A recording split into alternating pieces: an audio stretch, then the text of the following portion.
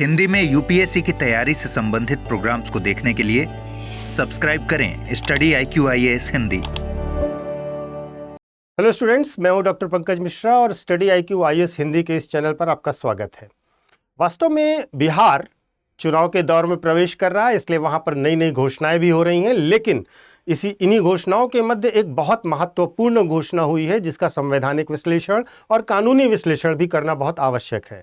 वास्तव में बिहार के मुख्यमंत्री श्री नीतीश कुमार ने कल घोषणा की है कि बिहार में राज्य की शिक्षा व्यवस्था में अब डोमिसाइल पॉलिसी लागू होगी। यहाँ पर बिहार के मूल निवासियों को प्राथमिकता दी जाएगी और इसकी मांग बहुत लंबे समय से वहाँ के अभ्यर्थी कर रहे थे।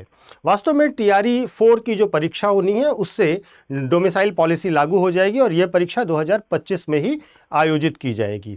तो इस संदर्भ में और इस संदर्भ में क्या कानूनी और संवैधानिक प्रावधान है उसकी चर्चा करने के लिए हम आपके सामने हैं। इसमें हम पहले चर्चा करेंगे पृष्ठभूमि और कारण क्या रहे, दूसरा इसके परिणाम क्या होंगे, असर क्या होंगे, संवैधानिक व्यवस्था क्या है डोमिसाइल पॉलिसीज़ को लेकर के, और इस संबंध में अब तक के महत्वपूर्ण अदालती फैसले क्या रहे हैं। तो शुरू करते हैं आज का वीडियो। और शुरू करने से पहले हमेशा की तरह मैं आपको अपना टेलीग्राम चैनल बताता हूं, UPSC मेंटोर पंकज सर। आप इस टेलीग्राम चैनल को ज्वाइन कर लीजिए और जब भी कभी आपको कोई डाउट या क्वेरी है आप इस चैनल पर मुझसे कर सकते हैं। साथ ही साथ मेरे वीडियोस के लिंक और इससे संबंधित PDF भी आप इसी चैनल पर प्राप्त कर लेंगे। तो शुरू करते हैं आज का वीडियो।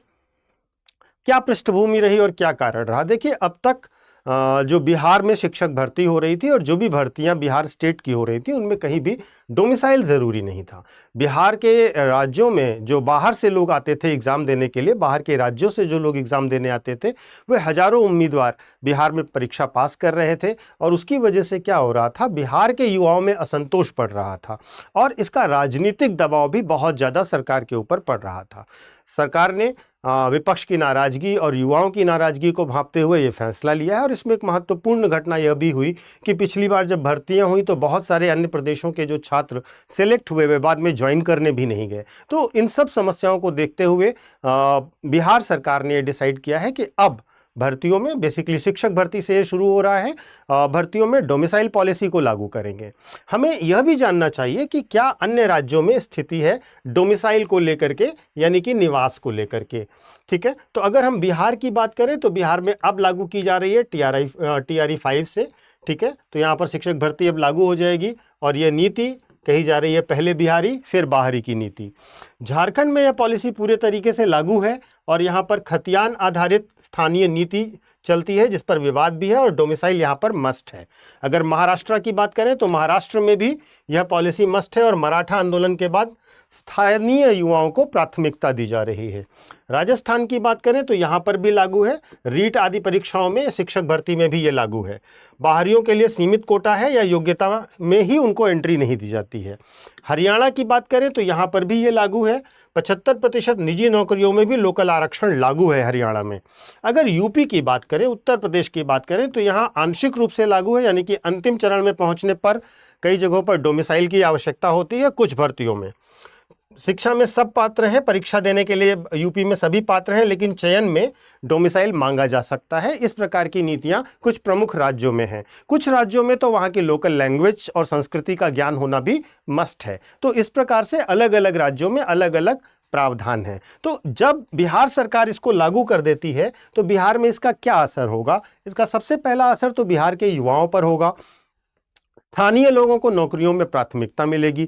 बाहर से जो छात्र जाकर के वहाँ पर परीक्षाएं दिया करते थे उनका मनोबल कमज़ोर होगा, वे वहाँ जाकर के प्रतिस्पर्धा में भाग लेना पसंद नहीं करेंगे। लेकिन इसका फ़ायदा ये होगा कि शिक्षा विभाग से क्षेत्रीय संतुलन बना रहेगा, यानी कि यहाँ की स्थानीय भाषा और संस्कृति को समझने वाले शिक्षक बढ़ेंगे जो छात्रों को वहाँ के हिसाब से चीज़ों को बेहतर ढंग से डिलीवर करेंगे। लेकिन हमारा संविधान इस मामले में क्या कहता है, जो सबसे महत्वपूर्ण पहलू है इसका। तो देखिए, नौकरियों को लेकर के हमारे संविधान के मौलिक अधिकार के पार्ट में, यानी कि पार्ट 3 में अनुच्छेद 16 दिया गया है जो कि इक्वालिटी ऑफ अपॉर्चुनिटी यानी कि समान अवसर का सिद्धांत प्रतिपादित करता है। ये कहता है कि सभी नागरिकों को नौकरियों में, सरकारी नौकरियों में समान अवसर का अधिकार होगा। वहीं 16 का सब क्लॉज 2 ये कहता है कि राज्य किसी भी नागरिक को केवल जन्म स्थान या निवास के आधार पर भेदभाव नहीं करेगा। अन्य आधार भी हैं, लेकिन यहां पर चूंकि हमारी जो डिस्कशन है वो निवास और जन्म स्थान है, तो इसलिए मैंने बस उतने तक ही अपने डिस्कशन को सीमित रखा है। तो देखिए, अनुच्छेद 16 का सब क्लॉज 2 ये क्लियर कर रहा है कि जन्मस्थान या निवास के आधार पर भेदभाव नहीं किया जा सकता। इसका मतलब ये है कि कोई भी राज्य सरकारी नौकरी में केवल बाहरी या स्थानीय कहकर किसी को प्रतिबंधित नहीं कर सकता। लेकिन यहीं पर बात खत्म नहीं होती है।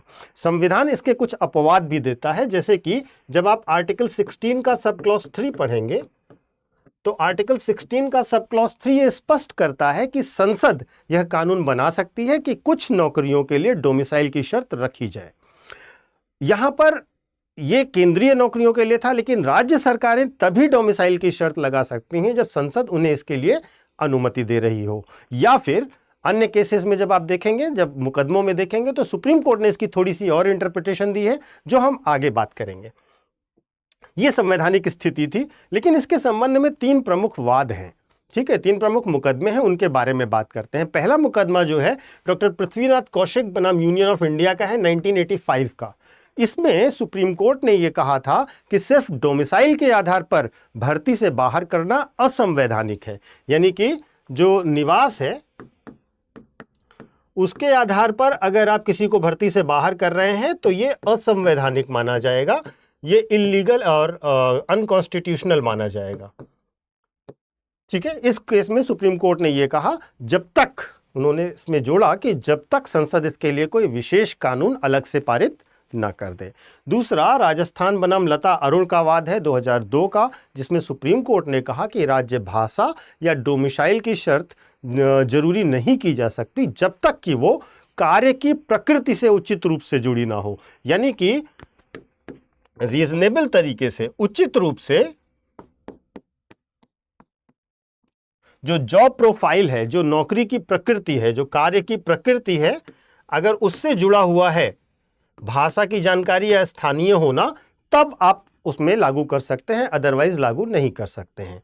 इसी प्रकार एपी पब्लिक एम्प्लॉयमेंट केस में, Andhra Pradesh public employment case में 1972 में सुप्रीम कोर्ट ने यह कहा कि जो जोनल सिस्टम है, जहां पर आंध्र प्रदेश और तेलंगाना के लोगों के लिए आरक्षण दिया जाता है, वह वैध है, क्योंकि संसद द्वारा विशेष कानून के अंतर्गत यह मान्यता प्रदान की गई है। तो यहां तक की स्थिति यह है कि अगर संसद इस मामले में सपोर्ट कर दे, या फिर कानून बना दे, या फिर वहां पर उचित ऐसी परिस्थितियां मौजूद हों जिनके कारण स्थानीय लोगों को प्राथमिकता देना महत्वपूर्ण हो, तो दी जा सकती है। विभिन्न न्यायालय के वादों से यह बात स्पष्ट होती है। बिहार का ये डिसीजन क्या वैध होगा, अब यहां पर मुद्दा है और यह हमें समझना होगा। देखिए, अगर बिहार सरकार कहती है कि अब शिक्षक भर्ती में केवल डोमिसाइल के लोग पात्र होंगे, तो अगर वो कहती है केवल, ध्यान रखिएगा इस बात का, वो कह रही है हम प्राथमिकता देंगे, लेकिन अगर वो ये कहती है कि केवल डोमिसाइल वाले ही पात्र होंगे, तो उसे या तो संसद से अनुमति प्राप्त करनी होगी, या उसे यह साबित करना होगा कि यह नीति समाज कल्याण, भाषा या क्षेत्रीय संतुलन जैसे वाजिब आधार पर बनाई गई है, वरना यह नीति न्यायिक समीक्षा के दौरान खारिज हो सकती है। तो देखिए, इसका भविष्य कैसे चलेगा। इसका भविष्य इस प्रकार होगा, अगर कोई छात्र या कोई संगठन हाईकोर्ट या सुप्रीम कोर्ट में चाहे तो इसको चुनौती दे देगा, और अगर वो चुनौती देता है तो राज्य को यह साबित करना होगा कि जो नीति बनाई है उन्होंने डोमिसाइल को प्राथमिकता देने की, वो समान अवसर के सिद्धांत का उल्लंघन नहीं करती, समान अवसर के सिद्धांत का उल्लंघन नहीं करती, और लोगों को समान अवसर मिलेंगे, और भाषा, संस्कृति और सामाजिक स्थिति जैसे आधार उन्हें साबित करने पड़ेंगे कि इस नीति के तर्क के पक्ष में है। तो ये है विभिन्न प्रकार के जो न्यायालयों से मामले हमारे सामने आए, जो कोर्ट ने अब तक कहा वे। तो देखिए, बिहार सरकार का ये डिसीजन, इस समय लिया गया ये डिसीजन, कई एनालिस्ट ये मानते हैं कि ये राजनीतिक डिसीजन है, क्योंकि चुनाव सर पर है, बहुत समय से छात्र इसकी मांग कर रहे थे, और बिहार के हित में लिया गया ये एक महत्वपूर्ण निर्णय है। लेकिन मेरा प्रश्न आपसे है कि क्या आप मानते हैं कि हर राज्य को पहले अपने युवाओं को नौकरी देने का हक होना चाहिए, यानी कि सीधे सीधे आप ये बताइए कि पहले बिहारी या सब बराबर, आप किसके पक्ष में हैं? तो इस वीडियो में हम लोगों ने ये चर्चा करी। इसके बाद एक महत्वपूर्ण अनाउंसमेंट है आपके लिए कि यूपीएससी 2028 के लिए जो बच्चे तैयारी कर रहे हैं, जो लॉन्ग टर्म बैच सर्च कर रहे हैं किसी भी तरीके से, जिन्होंने ये सोचा है कि हमें यूपीएससी क्लियर करना है, हमें आईएएस बनना है, जिनका ये ड्रीम है, और जो ये सोच करके अपनी तैयारी को अलग अलग प्रारूप में शुरू करने के लिए सोच रहे हैं, तो उनके लिए एक बहुत महत्वपूर्ण घोषणा है कि स्टडी IQ IAS हिंदी आपके लिए हिंदी मीडियम में पूरी तैयारी लॉन्ग टर्म में कराने के लिए एक प्लान लेकर के आया है, जिसे हम प्रतिज्ञा बैच कह रहे हैं। और ये सामान्य अध्ययन फाउंडेशन कोर्स P2I कोर्स के लिए है, जो कि हिंदी, इंग्लिश और इंग्लिश सब में अवेलेबल रहेगा। जो बच्चे लॉन्ग टर्म में, यानी कि अभी ग्रेजुएशन करने के बाद पेपर देना चाहते हैं, या अभी इंटर पास किए हैं और ग्रेजुएशन करके एग्ज़ाम देना चाहते हैं, या उनकी एज नहीं हुई है, तो वे इस बैच को ज्वाइन कर सकते हैं। इसमें आपको जो पूरा स्टडी मटेरियल है वो मिलेगा, बुक्स मिलेंगी, करीब 18 बुक का सेट होगा। इसके साथ साथ आपको मेंटोरशिप फ्री में मिलेगी, यानी कि आपको एक मेंटोर अलॉट किया जाएगा, जो आपके साथ हमेशा होगा, आपकी हेल्प करेगा और आपको जहाँ जहाँ गाइडेंस की ज़रूरत होगी गाइड करेगा, प्रॉब्लम्स में आपका सपोर्ट करेगा तैयारी के दौरान। और इसके साथ साथ आपका प्रीलिम्स, मेंस और इंटरव्यू तीनों सेगमेंट को from basic to advance level तैयार कराया जाएगा। इसका जो फीस होगा वो 45,999 रुपीज़ रखा गया है, लेकिन ये फीस आपको पड़ेगी तब जब आप PK लाइव कोड का इस्तेमाल करेंगे। आप ध्यान रखिएगा, यूपीएससी का कोई भी बैच अगर आप लेना चाहते हैं किसी भी चीज़ का, चाहे वो ऑप्शनल का हो, चाहे वो किसी भी मीडियम का हो, अगर आप स्टडी IQ IAS से ये कोई भी बैच लेते हैं तो आपको PK लाइव कोड इस्तेमाल करना चाहिए। इससे आपको बहुत सारा डिस्काउंट मिल जाएगा। Thank you so much. Study IQ IAS, आपका सिलेक्शन हमारा मिशन।